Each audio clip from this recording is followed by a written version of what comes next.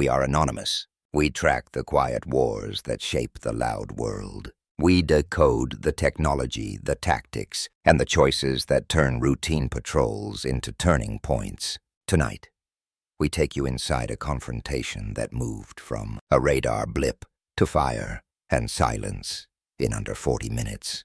You will hear every detail told straight, with natural pauses for your voice. Listen closely. Every mile matters. Every second matters. October 28th, 2025, 9:10 a.m. The Caribbean lies flat as glass under a cloudless sky. On the coast, near La Guaira in Venezuela, radar scopes blossom with a sharp, fast return at Mach 1.2, roughly 245 miles offshore. It is not clutter. It is not weather. It is a steel phantom slicing the air. Sleek, agile, unmistakable. An American F-35 Lightning II, worth $92 million, crossing disputed airspace while streaming real-time sensor data back to the Pentagon every second. Caracas regards it as a violation of sovereignty. Orders move. Venezuelan commanders announce Operation Bolivar. 2 Su-30 Mk2V flankers spool up at a forward airbase, each loaded with about 8,000 pounds of ordnance and roughly $8 million worth of missiles. One jet mounts our 27R radar, guided weapons for medium-range intercepts. The other carries our 73 heat seekers built for close-in dogfights. Twin AL-31. F-engines roar to life, pushing past 27,000 pounds of thrust, rattling hangars and windows for miles. Within minutes, the flankers are wheels up and accelerating over warm blue water. This is not a random intercept. At altitude, the F-35 call sign, Viper 1, is guarding a trade artery valued at about $6.4 billion that runs between Miami and New Orleans. From 32,000 feet, the jet sweeps roughly 400 miles of sky, each cycle tracking more than 127 air and surface contacts scattered across the region. About 2.8 gigabytes per second ride. Its data links toward command nodes. If something goes wrong, one coded burst can wake a distant guardian with more firepower than many nations. That guardian is USS Valor DDG-125, an Arleigh Burke-class destroyer, riding 150 nautical miles away. 96 vertical launch cells sleep beneath her deck. 327 sailors keep her ready. The ship's reach outguns Venezuela's northern fleet. One tight transmission from Viper 1 can unlock an arsenal worth hundreds of millions in under 8 minutes. 9:22. Venezuelan operators trace the fast mover and bump the alert up the chain in under 90 seconds. From coastal radar to a hardened command room. From there to the Miraflores Palace. President Nicolas Maduro Moros studies a blurred silhouette tagged Lightning II. Near a zone his staff labels restricted. His decision is immediate. This is not surveillance, he says. This is provocation. 9:30. The palace hums like the hour before a storm. Generals lean over maps. Radios crackle. By 9:42, General Lenin Lorenzo Ramirez Vilas Mile relays the scramble confirmation. 2 Su-30s are airborne 12 minutes later and pushing hard to close the distance. 10:08. Venezuelan radar watches both flankers converge on the American jet roughly 54 nautical miles northeast of Puerto La Cruz. A low murmur in the control room falls to hush. Aboard the F-35, the pilot sees 2 small blips growing fast, unidentified and roughly 900 miles per hour. He keeps his voice level and double taps the emergency transmitter. 2 inbound hostiles requesting verification and support. The packet rides the ether in less than a second. 150 nautical miles away, the message lands inside the Combat Information Center of the Valor. 10:15. The sky erupts. 2 Su-30s lance down from 2,000 feet with afterburners glowing, their heat signatures flaring bright on Venezuelan scopes. Viper 1 is alone, 54 miles from land, 150 from the ship. Warning tones cascade in the stealth cockpit. On the pilot's visor, 2 contacts run in at Mach 1.4. The LED Su-30 call sign, Red Falcon, works for radar lock. The wingman call sign, Iron Hawk, slides wide for the shot. Lock confirmed. The call snaps out in Spanish. 10:16, 2R27. Our missiles kick free and claw into thin air near Mach 4.5. $250,000 of guidance and fuel in each dart. Launched from around 30 miles, they will take about 12 seconds to arrive. Viper 1 moves without drama. Roll left, nose down. 7,000 feet, vanish in a clean dive. Chaff shreds the radar picture. Flares carve a false sun behind the jet. The first missile misses by less than 90 feet and still slams the airframe with a hard shockwave. The second holds its tone and hunts on. The pilot banks again, tight and precise. The warhead finds the right wing root. Heat and force rip half the flaperon and peel composite skin worth roughly $11 million. Lights flood the cockpit. Hydraulic pressure drops to 23%. Engine temperature spikes past 1,400 degrees Fahrenheit. The pilot knows the lightning is dying. He thumbs the distress beacon and steadies his voice. Mayday. Aircraft hit. Coordinates transmitting. Preparing to ditch. The encrypted pulse lands inside the Valor, almost as it leaves the antenna. The F-35 bleeds altitude and draws a thin, pale line of vapor where a fuel feed has opened. 25 miles away, a Venezuelan controller watches the contact flicker and vanish. Target destroyed, he says. Cheers roll through a bunker. For them, it feels like triumph. For the sailors on the destroyer, it reads as a line crossed. 10:20. The emergency tone from Viper 1 cuts through steel. Inside the Valor's combat room, displays was crimson. Rear Admiral Marcus Hale studies the picture. 2 Su-30s turning west, confident they heavy race.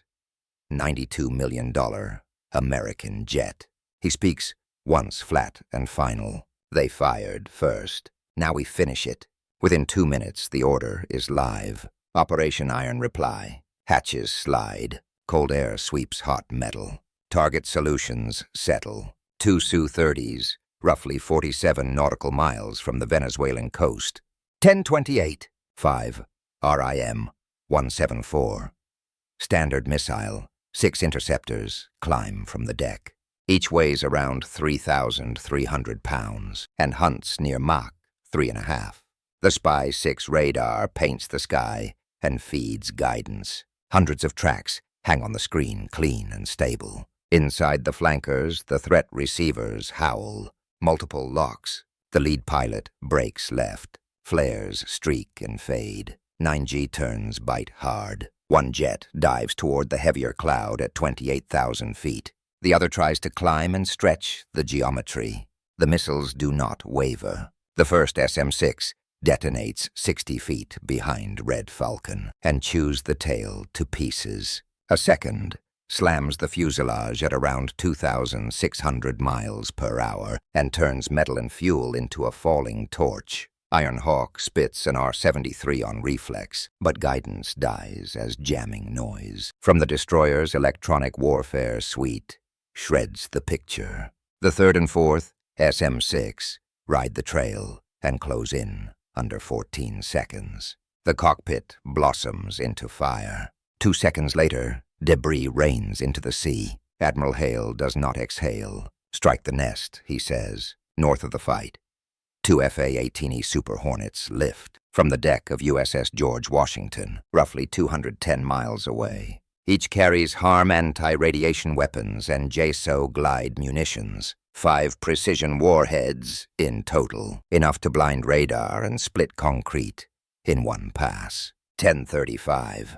The Hornets drop into their run over the Venezuelan base. Receivers scream. 5 bright spears fall through cloud. The detonations feel biblical. Hangars fold like paper. Fuel depots torch into pillars of black heat. The runway splits along its spine. In the blast chain, about 185 soldiers and aircrew vanish When the smoke thins, radar feeds in Caracas fall to gray, then black. 15 minutes of action. About $45 million expended by the United States. More than 100 million in Venezuelan aircraft and infrastructure erased. From the Bridge of the Valor, the words are steady. Mission complete. 2 hostiles down. Base neutralized. Let the world know the United States does not lose its wings. Noon. The Caribbean returns to quiet. Smoke curls above a broken air base. Twisted fragments of 2 Su-30 Mk-2V flankers drift and sink. Rescue ships leave Puerto La Cruz and find only oil and flame 5 miles long. High above satellites, register a heat spike around 2,300 degrees Fahrenheit. On the destroyer, the mood is firm, not triumphant. Rear Admiral Hale reads the summary.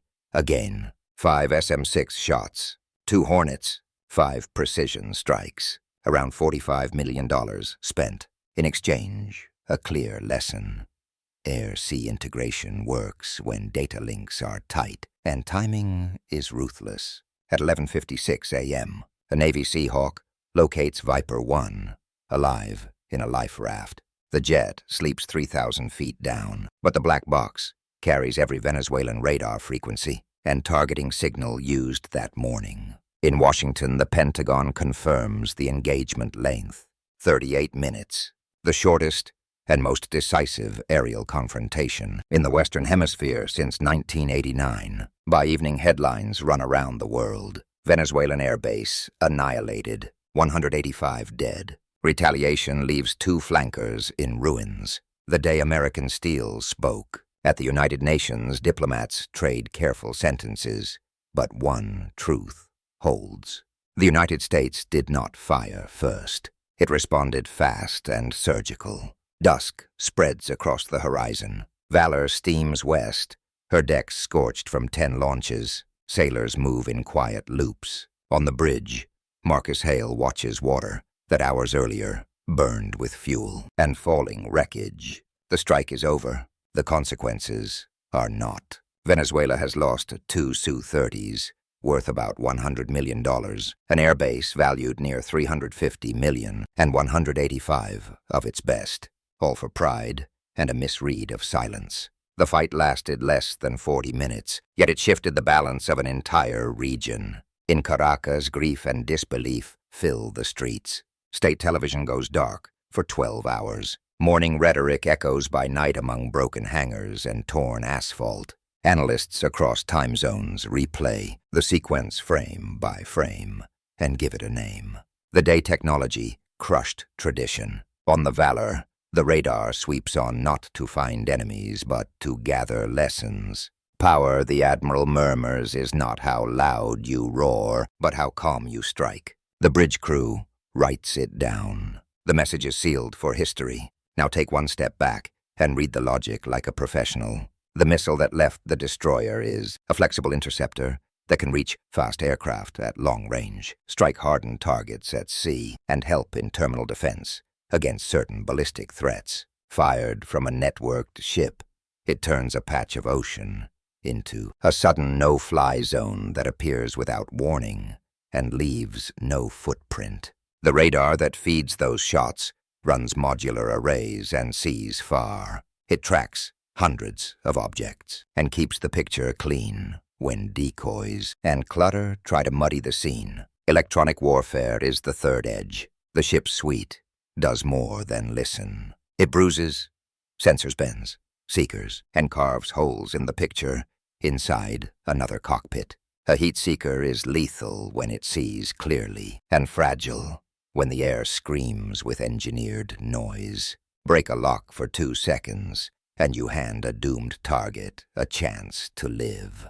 Look at the Venezuelan side with clear eyes. The Su-30 Mk-2V is a serious fighter. It flies far, carries heavy, and uses a radar set that served well in its era. Venezuela has fielded roughly 24 as the backbone of its air arm. With R-27 and R-73 missiles, the jet can hurt non-stealth aircraft and force caution, even on a 5th-generation platform that prefers to remain cold and unseen. but technology gaps matter. Against a jet that fuses radar, infrared, electronic support, and off-board tracks into one coherent view, the older flanker must work harder to get and keep a reliable lock. Put it together, and the timeline feels inevitable after the first launch. A radar return becomes a scramble. A scramble becomes a missile. A missile becomes a mayday. The mayday wakes a destroyer. The destroyer throws a salvo. The salvo deletes the shooters and blinds the base that fed them. 15 minutes from first hit to last explosion. 38 minutes from detection to silence. Numbers that commanders will teach for years. We are anonymous. We do not cheer loss. We break it down so fewer people are thrown into fire for theater and pride. Do not mistake a calm sea for a safe sky. Do not mistake a lone stealth jet for a soft target. Do not mistake legacy platforms for peers when the other side is wired into a kill web you cannot see. If you value this level of clarity, if you want the next debrief without noise or spin, like this video, share it with someone who argues from slogans, and subscribe. Your support keeps us here pulling signal out of the fog and exposing the choices that decide life, death, and deterrence. Expect us